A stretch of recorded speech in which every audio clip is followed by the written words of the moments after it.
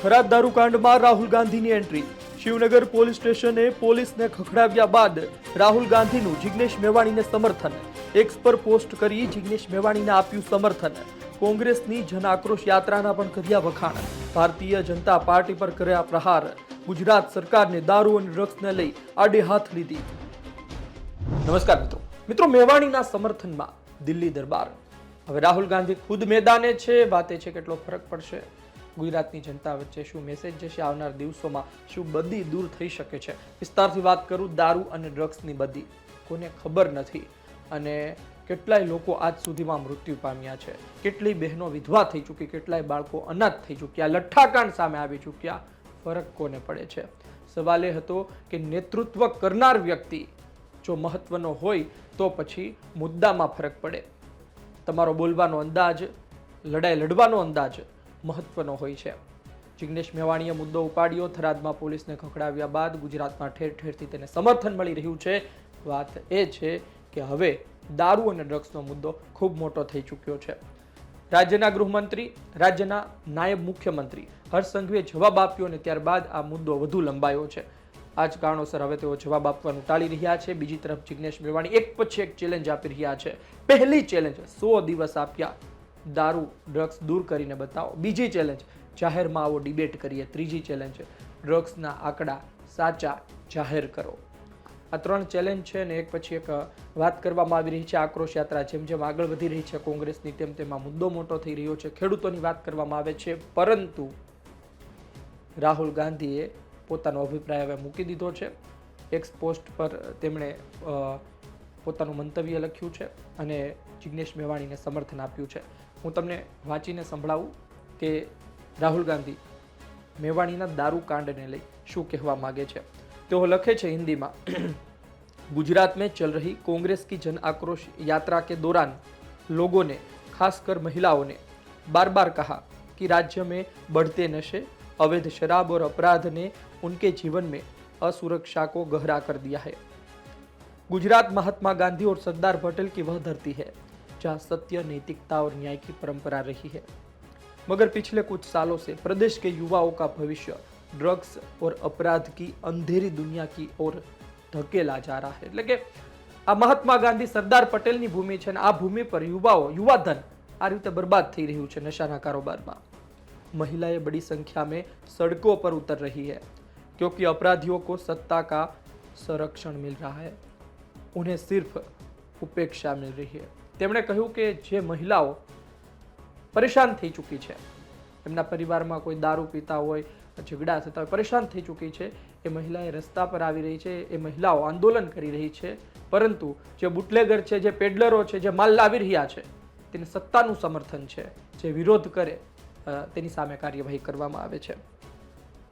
આગળ લખે છે, गुजरात पूछ रहा है बीजेपी सरकार चुप क्यों है, वह कौन बीजेपी मंत्री है जिसके संरक्षण में यह सब चल रहा है, गुजरात के गद्दारों के क्यों बचाया जा रहा है। તેમણે કીધું કે ભાઈ ભારતીય જનતા પાર્ટીના કયા નેતા છે કે જેને આમાંથી ફાયદો મળે છે, કોને બચાવવામાં આવી રહ્યા છે, ભારતીય જનતા પાર્ટીના મોટા બીજા નેતાઓ ચૂપ કેમ છે।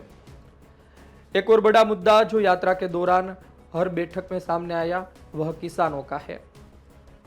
हाल की भीषण बाढ़ में हजारों गुजराती परिवारों को तबाह कर दिया, किसानों की फसलें बर्बाद हो गई।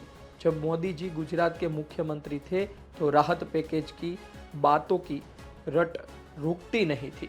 તેમણે કહ્યું કે વડાપ્રધાન મોદી જ્યારે ગુજરાતમાં મુખ્યમંત્રી હતા ત્યારે અલગ અલગ વાતો કરવામાં આવતી હતી, પરંતુ આજે પરિસ્થિતિ તો સાવ અલગ છે।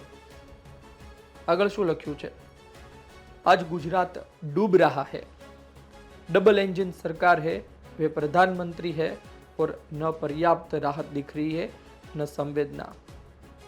हमने કહ્યું કે ડબલ એન્જિન સરકાર છે પરંતુ શું કામની, એ સંવેદના, એ રાહત નથી જોવા મળી રહી।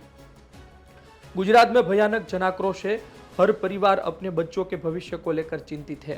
हर परिवार पूछ रहा है किसानों का कर्जा माफ क्यों नहीं किया जा रहा, ड्रग्स का कारोबार साफ क्यों नहीं किया जा रहा। कांग्रेस जनता की बात सुनती रहेगी और भारतीय जनता पार्टी की सरकार की नाकामी और भ्रष्टाचार को लगातार उजागर करती रहेगी। વાત એ છે કે ભારતીય જનતા પાર્ટીના નેતાઓને શું આ બુટલેગરોના અડ્ડા પેડલરોના અડ્ડા નથી બતાતા? તમે બુટલેગરને પકડો, પેડલરોને પકડો, ડ્રગ્સ અને દારૂ વેચનારને પકડો, પરંતુ ઠાલવી કોણ રહ્યું છે, કોણ મગાવી રહ્યું છે, આની પાછળ કયા નેતાઓના આશીર્વાદ છે, એ ક્યારે પકડવામાં આવશે? વાત એ છે કે સામાન્ય માણસ માટે આ કાયદો, આ પોલીસ ઝડપથી કાર્યવાહી કરતી હોય છે, પરંતુ મોટા નેતાઓ હોય, મોટો કારોબાર હોય તો ત્યાં વર્ષો સુધી કશી કાર્યવાહી નથી થતી. આ દારૂ અને ડ્રગ્સની બદી નવી નથી. ચાલો ડ્રગ્સની બદી તો આપણે હમણાં થોડા વર્ષોની ગણીએ, દારૂ તો વર્ષોથી ચાલે છે. શું થઈ શક્યું? ઉપરથી હવે ડ્રગ્સની બદી આવી ગઈ. કેટલા નવા નશાના કારોબારો ખુલી ચૂક્યા છે. એક બંધ કરાવવાની જગ્યાએ નવી દુકાનો ખુલી રહી છે.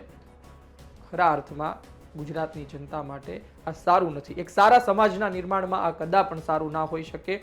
પોલીસે જો ખરા અર્થમાં ત્યાં માખીઓ મારવી હોય, એસએમસીએ ખરા અર્થમાં ત્યાં ચૂપ રહેવું હોય, તો અન્ય કિસ્સામાં પણ ચૂપ રહેવું જોઈએ. વિપક્ષના નેતાઓ બોલે, ખેડૂતો બોલે તો ઠાહી દેવામાં આવે છે જેલમાં. આ બુટલેગરોને, પેડલરોને, તેના આકાઓને એક વખત નાખો જેલમાં, ભરો જેલ, ખબર પડે. પરંતુ નહીં, એ નથી કરવું. અઢળક અડ્ડાઓ ચાલે છે ને લોકો મરી રહ્યા છે. કેમિકલ વાળો દારૂ પી પીને લોકો 2-3 વર્ષમાં મરી જાય છે. કોને ફરક પડે છે? બહેનો વિધવા થાય છે, કોને ફરક પડે છે? નાના નાના બાળકો અનાથ થઈ રહ્યા છે, ગામડાઓ ખતમ થઈ રહ્યા છે, યુવાઓ આ દેશી દારૂ, કેમિકલ દારૂની લતે ચડી રહ્યા છે, કોને ફરક પડે છે? સારો નેતા એક સારો આંદોલનકારી વાત કરે ત્યારે કેટલાય લોકો સમર્થન આપતા હોય છે. અમુક મહિનાઓ મુદ્દો ચાલે પછી ખતમ. વાત એ છે કે આ બધી દૂર થવી જોઈએ, કડક કાર્યવાહી કરવી જોઈએ. જોઈએ આવનાર દિવસોમાં શું થાય છે. આપનું શું કહેવું છે કોમેન્ટ બોક્સમાં જરૂરથી જણાવજો. આ માહિતી, આ વિડીયો પસંદ આવ્યો હોય લાઈક કરજો, શેર કરજો. ધન્યવાદ.